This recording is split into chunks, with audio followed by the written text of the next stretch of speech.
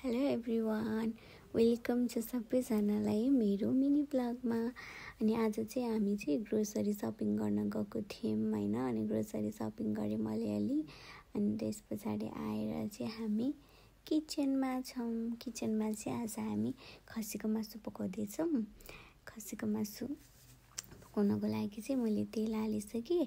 त्यसमा चाहिँ यसमा यो चपरमा चाहिँ मसिनो गरेर चाहिँ प्याजलाई चाहिँ काटेर हालेँ हैन।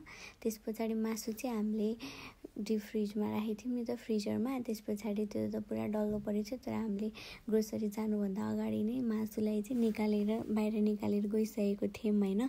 तर पनि त्यो हुनै भएको थिएन क्या, डिफ्रोस्ट नै भएको थिएन। अनि त्यसलाई पखालेर चाहिँ हामीले राख्यौँ। अब बुढ्दाखेरि त भएकै थिएन नि त। अनि त्यही भएर फेरि मैले एकचोटि कुकरमा चाहिँ बिर्को लगाएर एक सिटी लगाएर मैले खोलेर हेरेँ, तर त्यति बेला केही भएकै थिएन, जस्ताको त्यस्तै थियो। फेरि मैले त्यसलाई खोलेँ। त्यसपछि फेरि मैले नुन हालेँ, अलिकति बेसार हालेँ। त्यसपछि फेरि मैले बिर्को लगाएँ हैन। बेसार र नुन हालेर फेरि बिर्को लगाएर चाहिँ म फेरि सिटी लगाउँछु। यसमा मैले यति बेला 2 सिटी लगाएँ हैन। अनि अब यसलाई छोडिदिएँ 2 सिटी लगाउनलाई हैन। अनि 2 सिटी लगाउन छोडिदिएँ। यता चाहिँ मेरो हस्बेन्डले चाहिँ त्यहाँनिर प्याज त हामी हालिसक्यो, टमाटर, क्याप्सिकमहरू, अनि त्यो हामीसँग लसुनको पात थियो त्योहरू, धनियाँहरू काट्दै होइसिन्छ हैन। अनि त्यसपछि त्यति बेलासम्म हामीले भोक लागिरहेको थियो। त्यति बेला हामी लन्च खाएकै थिएन, हामीले 2 बजिसकेको थियो हैन। त्यही भएर हामी अलिकति पानीमा चोबेर चाहिँ बिस्कुट पनि खायौँ हैन। हामीले किनेर लिएर आएको थियौँ डाइजेस्टिभ बिस्कुट हैन। यहाँको डाइजेस्टिभ बिस्कुट पनि मिठो हुँदो रहेछ। बिस्कुट खायौँ। अनि त्यस पछाडि चाहिँ मैले खोलेर हेर्दाखेरि कुकर खोलेर हेर्दा मासु चाहिँ त्यो भइसकेको थियो, डिफ्रोस्ट भइसकेको थियो हैन। अनि त्यस पछाडि चाहिँ मैले त्यहाँनिर जुन चप गरेको टमाटरहरू, जुन त्यो लसुनको पात हैन, अनि त्यसपछि क्याप्सिकम सबै हालेँ। त्यसपछि मसलाहरू पनि सबै हालेँ, मसँग भएको जति मसलाहरू पनि सबै हालेँ हैन। हालेर त्यसलाई म चलाउँदैछु मजाले हैन।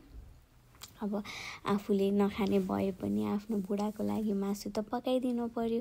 कतिजना यहाँ भेज होइसिन्छ, भेज भएर पनि मासु कोले पकाइसिन्छ। म त भेज हो, तर पनि म मेरो हस्बेन्डको लागि चाहिँ मासु पकाइदिँदैछु यहाँ हैन। अब मैले टेस्ट त गर्दिनँ, तर मैले पकाएपछि चाहिँ जसले अहिलेसम्म मैले पकाएको मासु खाइसकेको छ उहाँहरूले चाहिँ मिठो हुन्छ भनेर चाहिँ तारिफ गरिसकेको छ मेरो मखरेमा फेरि हैन। अनि त्यस पछाडि यहाँ हामीसँग नेपालबाट ल्याएको चाहिँ मिट मसला पनि थियो। अनि मैले मिट मसलालाई पनि हालेँ। उता मेरो हस्बेन्ड चाहिँ पाडासाडा पखाल्दै होइसिन्छ हैन, धुँदै होइसिन्छ। अब म किचनमा काम गर्ने भएपछि त मेरो साइडमा मलाई हेल्पिङ ह्यान्ड्स पनि चाहिन्छ कि फेरि हैन। अनि त्यसपछि मैले कुकरमा चाहिँ अलिकति पानी हालेर अनि सिटी लगाउनको लागि छोडिदिएँ। अब फेरि म कस्तो खालको भेज हो भने म चाहिँ अन्डा चाहिँ खान्छु कि, एगिटेरियनवाला भेज चाहिँ हो म चाहिँ हैन। मैले चाहिँ आफ्नो लागि अम्लेट पनि बनाउनु पर्यो। अनि अस्ति चाहिँ हामीले अन्डा लिएर आएको बेलामा चाहिँ एउटा अन्डामा चाहिँ थोरै क्र्याक आएको थियो।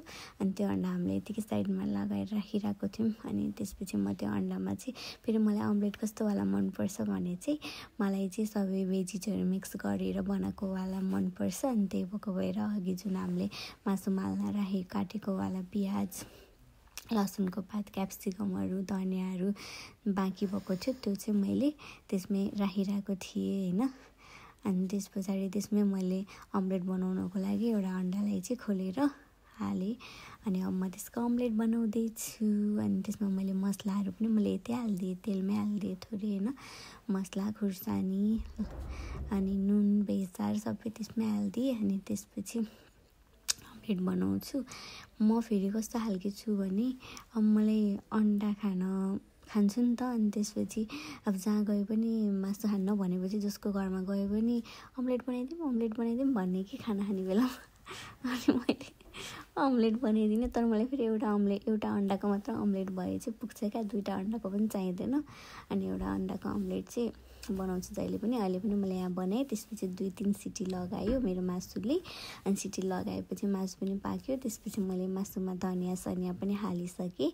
अनि हामी चाहिँ पानी तताउने यो हामी त नेपालमा यसलाई बोइलर भन्थ्यौँ हैन, त्यो चाहिँ किनेको थियो अस्ति। त्यसबाट पानी तताएर पानी खान्छौँ हामीले। अब चाहिँ हामीहरू एम्मीवाला लन्च पनि रेडी भइसकेको छ। अब चाहिँ हामी खायौँ ल। Thank you everyone.